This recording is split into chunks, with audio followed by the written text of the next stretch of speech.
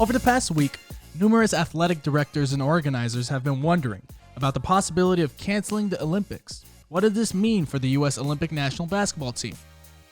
Ever heard of the Pink Guardian? Well, on this day in 1984, Mark Eaton of the Utah Jazz swatted 12 shots against the Warriors, and it sure wasn't his last time doing it. Kevin Durant, alongside three other players of the Brooklyn Nets, joined Utah Jazz stars Rudy Gobert and Donovan Mitchell and the Pistons' Christian Wood as NBA players known to be infected with the coronavirus. What does this mean for the league and the Nets? Would you rather have Las Vegas, Seattle, or Austin as the next expansion team in the NBA, and why? Today's date is March 17, 2020. This is episode 1 of Hoops Daily, available on all your favorite streaming apps and YouTube. And I am your host, Richard Elmoyan. Before we start, we'd like to thank a couple of folks for their contribution and their efforts. Johnny Slavin, being the first homie, just came from Chicago in January. He's been helping our team with the podcast, both camera and audio. His nickname is Johnny Sack, so if you see a random photo of an Italian at the bottom left side of the video, that's Johnny Sacramone from The Sopranos, meaning that's also our friend Johnny Sack. So everybody, welcome Johnny Sack. And I'd like to also thank our executive producer, Tony Hovsepian of Anthony Media Group, for believing in the vision since day one. A good homie of mine for a year and a half now. We both had the vision for about 2 years, so it's finally time that we started. So thank you, Tony. And to Hoops Daily for putting me on the spotlight and making this happen. Thank you for your support. So without further ado, let's start. Prior Talk. Prior Talk is a segment dedicated to news developed yesterday. The 2020 Summer Olympics will be taking place in Tokyo, Japan. Japan is one of the nearest and earliest hotspots of the infamous coronavirus outbreak. Many were hinting that by May, the Olympics will have a clear vision as to its postponement or cancellation, but the International Olympic Committee disagrees. Olympic organizers feel confident that the event will be scheduled as planned despite the worldwide scare of the coronavirus. Note that one of the few times that the Olympics postponed or canceled the Olympics was in Tokyo, Japan, during World War II. Interesting. So as of today, the Olympics will be set for July 24th, 2020. So what does this mean for the Olympic national basketball team? Well, 44 athletes have been invited for this year's Olympic national team.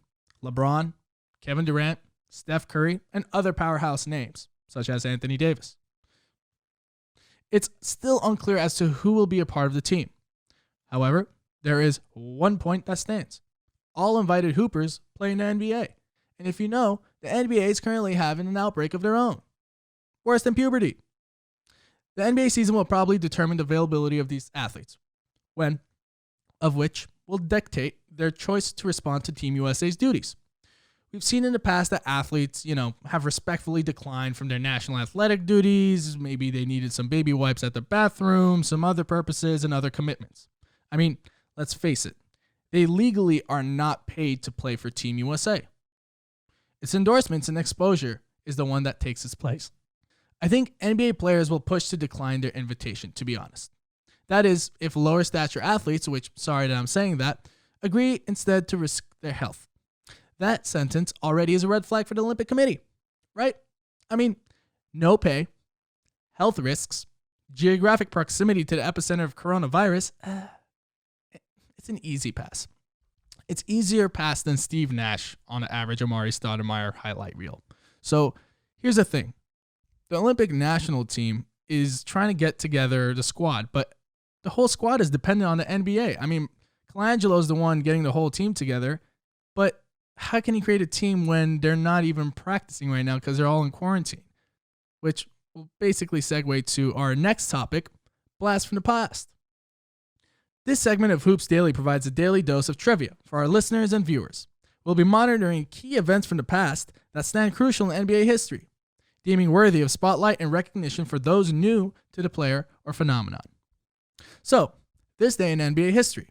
On March 17, 1984, Mark Eaton of the Utah Jazz swatted 12 blocked shots against the Dallas Mavs.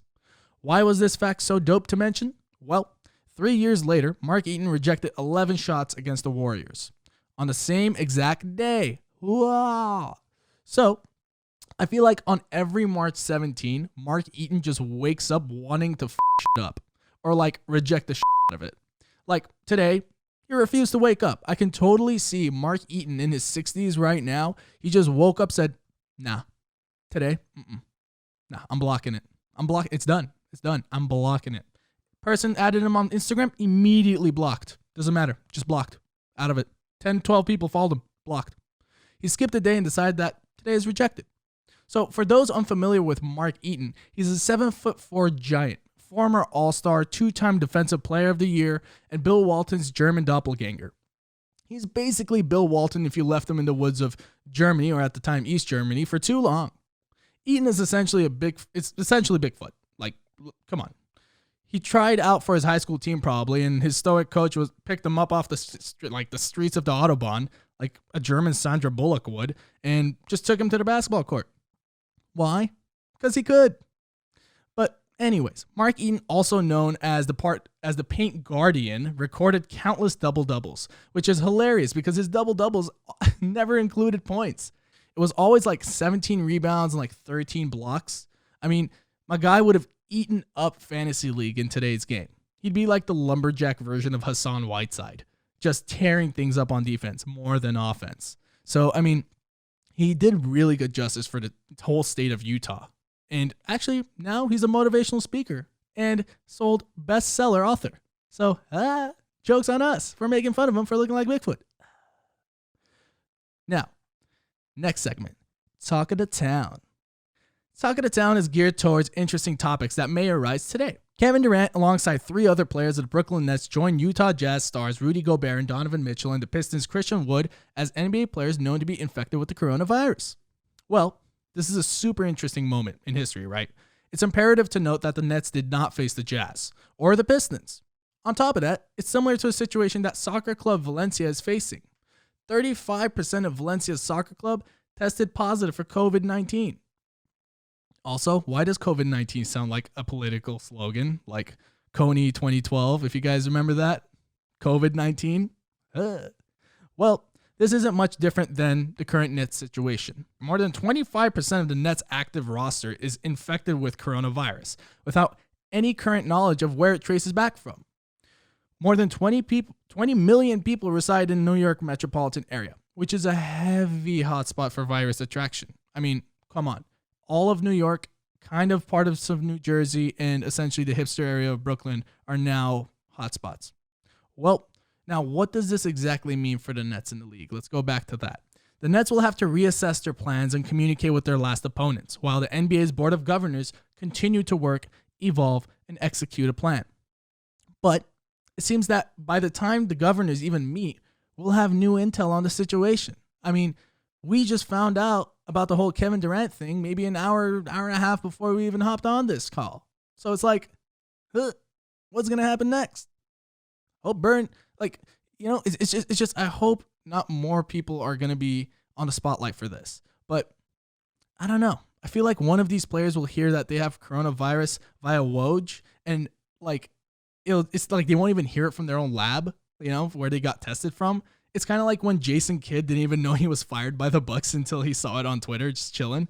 It's like, you're just kicking like, hey, what's up, man? And then you're like, no, you see that latest tweet by Woj? It's like, oh, shit, what now? But it's really too quick to say where the NBA is headed, let alone the Nets.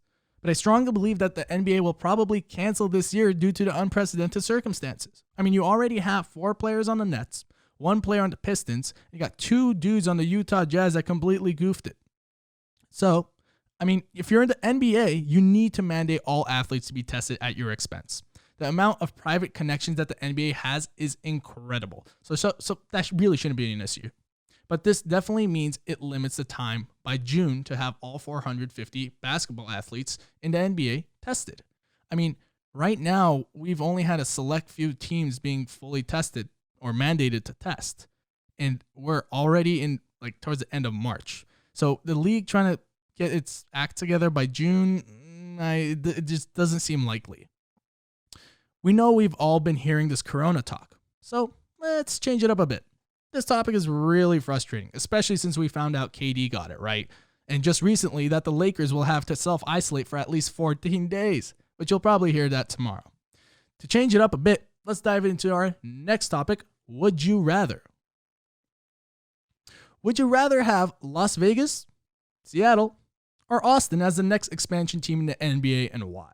So we developed this question to kind of, gauge what our audience is thinking. And we like to engage with our audience. That's what she said. So it's like, the reason why I chose Las Vegas, Seattle, and Austin is because they're three really economically booming cities when you look at it, right? Real estate's coming up. They're getting all new professional teams, so might as well put them under the radar. So considering the majority of the teams in the NBA reach the playoffs, either the playoff structure needs to be changed or increase the amount of teams. I'm taking the creative and fun route of increasing teams. Why not include more than you already have? You have the capital and brand awareness to add another team, right? It's kind of like you go to a sandwich place, you always get the same thing. Why not add two more? Mayo goes well with it. Don't at me, Americans. Mayo's good. Why not include more than you already have? The NBA is established, and adding another team is not whether the NBA is ready, it's whether the local city is ready. And these three cities are continuing to show that they're kind of ready. Seattle, Austin, and Las Vegas have all shown a stable economy. The NBA is a multi-million-dollar industry depending on which city you are in. With the latest tech boom in Austin and Seattle, it's driving new people into the city, which is the perfect time to bring in a team. Seattle is ready. There is no doubt about it. It's in the top 10 biggest cities in the U.S. with a history of basketball. No question. I mean, the Glove, Sean Kemp, just to name a few. They're now adding an NHL team, which should have happened a long time ago, with a strong soccer, football, and baseball fan base. Seattle's ready, like I said. Now, let's look at Las Vegas. Vegas, on the other hand, has shown some major progression as a frontrunner, holding active summer league games and adding an NHL squad and a future NFL team too. Declaring available to new teams and businesses, right? So this team's the most attractive location for the NBA to look into, though gambling in the 90s was a major issue for the NBA. I'm looking at you, Charles Barkley and Michael Jordan. Now let's look at Austin. Austin needs to prove itself, other than the other two, right? The other two have had some major teams come in. But G League and MLS will not suffice. They've shown baby steps in sports entertainment. The Texan capital will include a new MLS team soon, though that doesn't really mean much in the grand scheme of things. Infrastructure for a soccer team is not that crazy, right? Having Google headquarters and Apple headquarters, kind of a bigger deal, to be honest, because that shows that your city has the capital, your city's trying to expand, and it's trying to open up to new markets and partnerships and sponsorships, which is a big deal in the sports world. Now, what do I think personally? No one cares, but I'm going to say it anyways. Personally, I think Vegas is the best spot to incorporate a new team. Yeah, I know. Everyone in my community is like, oh, quick trip to Vegas, right? No, Vegas is actually more stable than you think. Vegas is an up-and-coming market outside of its notorious Sin City vibes.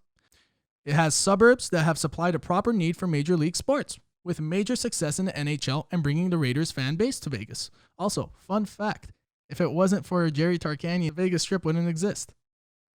Huh? No one? Okay.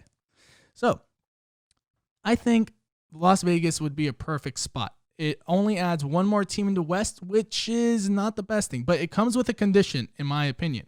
You either send Minnesota to the Eastern Conference, which it should geographically. Come on, I studied geography in college. I don't know why Minnesota is even considered in the West. Don't even get me started with New Orleans. New Orleans is on the same wavelength as Chicago, yet Chicago's on the East, New Orleans on the West. Yes, I'm looking at you, Johnny Sack. But if you send one of those teams from the West to the East, therefore, it kind of fixes the problem of, okay, now we have 31 teams. We got 16 and 15, right? I think I did the math right. But then you add another team in the East. Boom, voila. There you go.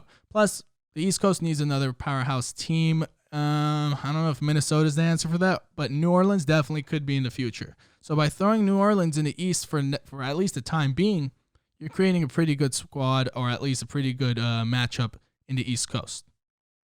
Let us know what you think. And that does it for today's episode of Hoops Daily. Thank you for tuning in to the podcast. Don't forget to let us know if you have some thoughts about today's topics, meaning would you rather have Las Vegas, Austin, or Seattle as the next expansion team? And as always, don't forget to like, comment, and subscribe to Hoops Daily on your favorite streaming app. This was your daily host, Rich Elmoyan, logging out from Los Angeles, California. Bow.